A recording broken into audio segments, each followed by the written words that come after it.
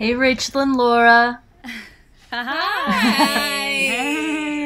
Hey. Welcome to the 1-900. Oh my God, thank you so much. This is exciting. Absolutely. Thanks for being here. Yeah, we can't wait to hear what you have to say. I cleared my schedule, so I know we're all so busy. Really I appreciate had a that. lot to do. The struggle. Cling to that Google Can't Calendar. get it all done. Can't organize the time. Can you tell us about your podcast, Girls on Porn? Yeah. Sure. So, yeah, Laura and I host a podcast called Girls on Porn. It is about porn. We basically, each episode is based on a search term. We define it, give you some statistics like anal, pegging, MILF, teen, amateur, and, we basically try to find hot, ethical porn for people to watch. Yeah, we specifically we review porn from an intersectionally feminist ethical perspective. So that's to say that we look for what we think is hot and then we talk about what's problematic and why. Yeah. And we usually have a pretty good time doing it. Oh yeah. Coming Wow. from through the lens of very avid porn watchers ourselves. Enthusiasts. Yeah. Connoisseurs Oh my even. God. Yeah. Someone Wow, once I said love porn sommelier, and I was Yes! like, we like that. Terroir of this anal. Wow. That's gorgeous. I'm very into it. That's really cool. It's a fine anal with some aromatic notes of... I know. Woo! Aromatic notes of consent. A hint of you know? strawberry. Yeah. Do you guys It's hot. Do you guys personally know any sex workers or girls that do porn? Yeah. Yes. Now, especially after doing this podcast, Yeah, we've had quite a few porn performers and sex workers on the show. Oh, And the cool. show is also sort of loosely inspired by a friend of mine who cammed for a lot of years, kind of at the outset of camming when chatterbait was a bigger deal and just getting off the ground.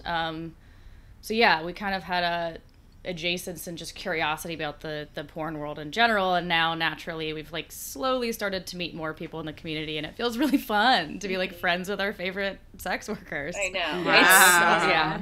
People that you've masturbated to and then meeting them in real life is Wow. Starstruck. wow. Yeah, it's What a pretty milestone. It's so cool. And also just to talk about it, just be Yeah. open about yes, I've masturbated about you, and for those people to be Yeah. obviously. It's Wow. super cool. Yeah, It's it's not yeah. weird at all. Not you know? fucking weird. I mean, Yeah. that's the reason why you do it, I think. It's you're okay and confident about the fact that you want to Right. be, doing... Totally. Have your friends masturbate towards you. Exactly. It's a fantasy. Yeah. I Yeah. feel it sometimes. What- I'm It's interesting. You guys talked about, you were just mentioning cam girls, and we were trying to get to this earlier about how a lot of sex workers right now are obviously they're navigating their job in a completely different way. And we have some friends, some stripper friends, Jumbo's girls, that were dancing on Instagram Live and got, taken down. Yeah. And Yeah. Yeah. and we saw Fucking- there are some resources, but are any of your friends going through some problems, and Mm-hmm. how are they handling it? I Or mean, is it booming? What I is it? think Yeah, it's probably definitely booming, right? yeah. I mean, content creators have gone up 40%. I think specifically Wow. for OnlyFans, Yeah. because you're at home now, and it's kind of fascinating to think. We talked a bit about this the other day on an episode about how Sesta Fosta kind of pushed sex work back onto the streets, but now we can't be on the streets, so now it's kind of getting pushed onto the cam world a little bit. And Yeah. if you are privileged enough to have the resources, Right. Yeah, to be clear, that 40% jump on OnlyFans is specifically performers, so there's actually more people camming than there ever have been, Yeah. Oh, which wow. is cool Okay. because I think it creates awareness and hopefully normality. sort of destigmatize Normalizing Yeah. it, yeah. Yeah. The downside, I will say, is that now, if you were an established cam person or sex worker and you were already kind of out there with your hustle, Yeah. the market's saturated. So Saturated. it's kind of like being a bartender and suddenly your bar is aggressively busy and there's 8 bartenders behind the bar with you. So you're like dealing with more bullshit, but you're making less money. So that's to say that like if you have favorite porn performers, the best way to support them right now is to like go to their profiles, whether it's OnlyFans or ManyVids or Pornhub Premium, and to tip them and to pay for whatever content you're consuming. And the more direct you can buy from those performers, the better it is for them. Right. Yeah, that's good to know. Wow. Yeah. So similar to musicians and what we're going through too, especially talking about saturation. I mean, it's so hard to even like put things out and get anybody to see it because everyone's doing lives and variety shows also and putting out singles and videos, and it's like, you know, you want to, I guess, connect to people more directly and keep that real relationship going.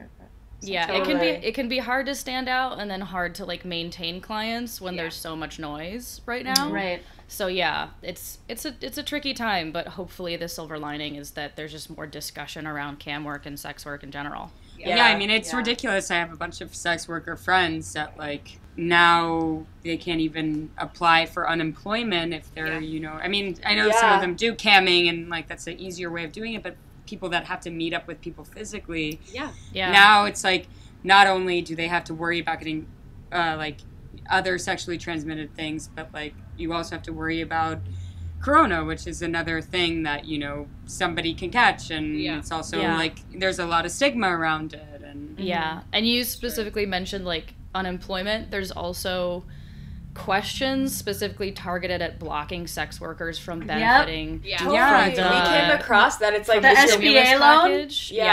Yes. Is your work like sexually? If you're a small if you're a small business, meaning you're a cam person, and you say yes, like prurient nature or whatever the fuck that means. What the fuck is prurient? I don't know what that word. I can't even say the word, let alone really define it. But that's I probably said it wrong. It just makes me think. It honestly makes me feel like a pilgrim is saying that word. Do you know what I mean? It's like it sounds like someone made up that word. And like an old person, an old timey hat, and like a stiff collar says the word prurient. You know. So how do you guys? And you talked about ethical porn. Like how do you deem where that line is for ethical porn, and what makes porn ethical for y'all? The simplest way that I define it is by 3 tenets. So consent, compensation, and inclusion. We've been asked this question a lot, so I've learned to boil it down because we'll just talk forever. And listen, there's so much gray area, and it's so because there aren't, you know, ways to really vet content aside from engaging with the community and listening to how the community governs itself. There's no real hard and fast line around like what's ethical, but really like consent is obviously the first priority. So if someone is being sex trafficked or raped, like that's not ethical porn. Right. And then compensation is really important. So, you know, there's lots of like gross gray areas around that. And then inclusion is really important to us as well, that a lot of the mainstream is exclusive of female pleasure, is exclusive of certain identities and bodies and experiences. So ethical to us means encompassing all 3 of those things, and the only real way to know is just to do as much homework as you can and try to support sites that have transparency around that, because most platforms that are making ethical porn will tell you how and why it's ethical. Yeah, they have a lot of great like consent guidelines that they follow, you know. Yeah. Mm-hmm. Specifically like fetishizing like certain types of people. We talk about that a bunch too. It's hard, because porn is a lot of it is fetish. Yeah. And it is taboo, and so it's kind of hard to, you know, in this, we're trying to be so inclusive and also like not kink shame at the same time. Right. It's a hard line. Yeah, it is a hard line. Yeah. Because it's like kind of the mystery and the tabooness of so much makes it arousing. So it's like where do you fall? Yeah. Right. Like people have like, you know, like the dominant daddy because they probably have some sort of daddy issues or like trauma in their life that they're working out in a sexual space. Mm-hmm. You know? Totally. Yeah, and like I guess the best way we address that is just by looking at the intention of the creator. Yeah. Or like the director. Like where it came from. Yeah, like the director, the producer, like there's a ton of like BBC and like problematic, like racial, like porn that is racially problematic, that is created by white people. So that's what I'm talking if you're, you know, able to find porn, I'll shout out Shine Louise Houston, who creates, she's a woman of color and not only aggregates but creates porn through Crash Pad series. Like Crash Pad. Yeah. Oh, that's still going on? Yeah. Wow. Well, not right now, but you know.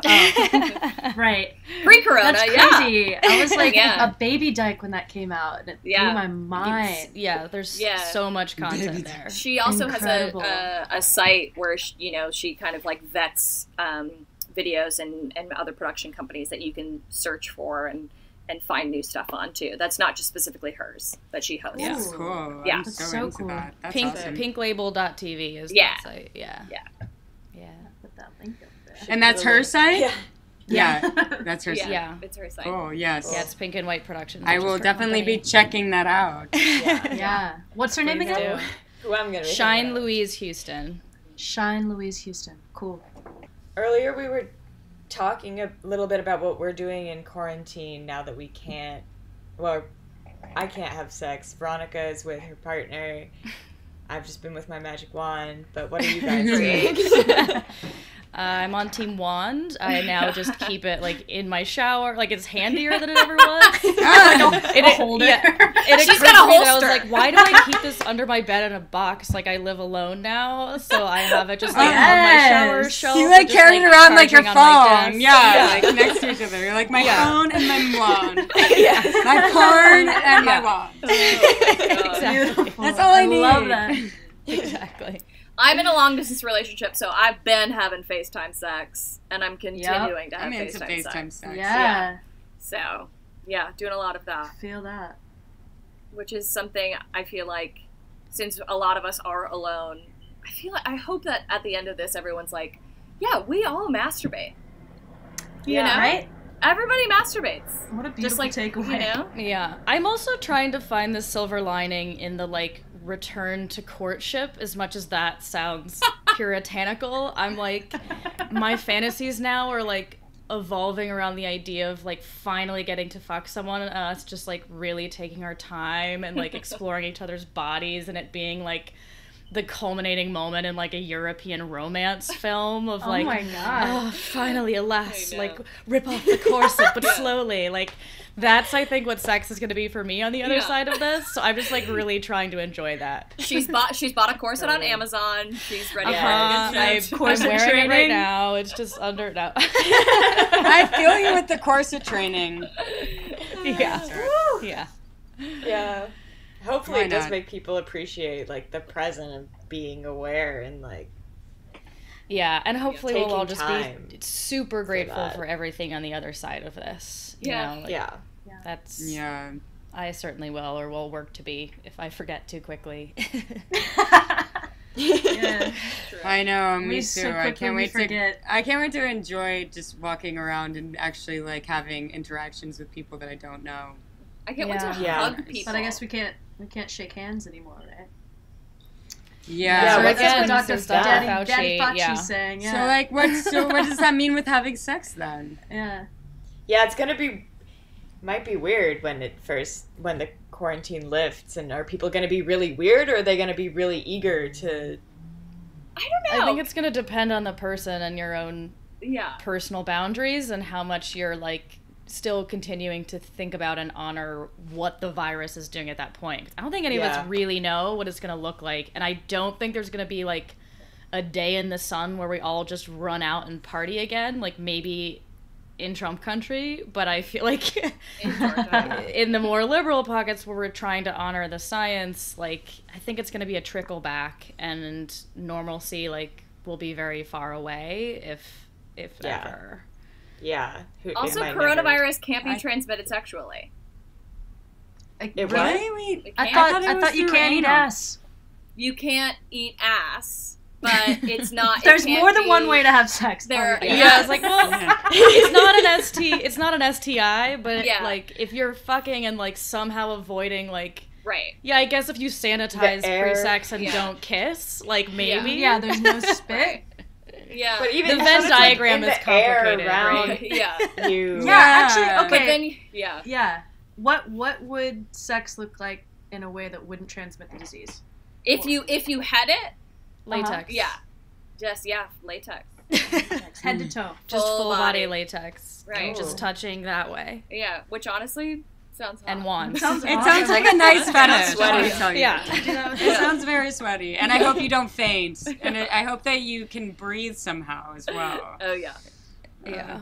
through a mask. Through a mat, yeah. This is what we should Your be face is designing. out, but it's a mask. Gas Oh, mask. Yeah. A corona-safe, like, mask and latex suit. And like maybe Splash goggles guard. too. Make Yeah. this started porn, you guys. maybe sex robots. This is maybe the new porn that we should all think of is the quarantine porn. Yeah. Well, all right, ladies. Thank you so much. Thanks so much for having us. This is a delight. A bunch of good Thank ideas. you for Yeah. having us. Thanks for spreading the word. I know, and thank you for all of your insight, and we're definitely going to be checking out the Pink. Remind us one more time, Pink. So pinklabel.tv is Shine Pinklabel.tv. Louise Houston's aggregate, but you can also listen to Girls on Porn anywhere you get podcasts. Very true. Great. Yeah, we'll attach that down below as well. Yeah. So Yeah. you can, Listen you to can, the pod. Yes. Girls on I Porn. love Yeah. Girls on Porn, Rachel and Laura. Here's the link. Thank you guys. Somewhere. Yay, below. Subscribe. Yeah, subscribe. All right. Bye, Well, thank Rachel you and so Laura. much. Thank Bye, you, ladies. Rachel. Bye, Laura. Bye.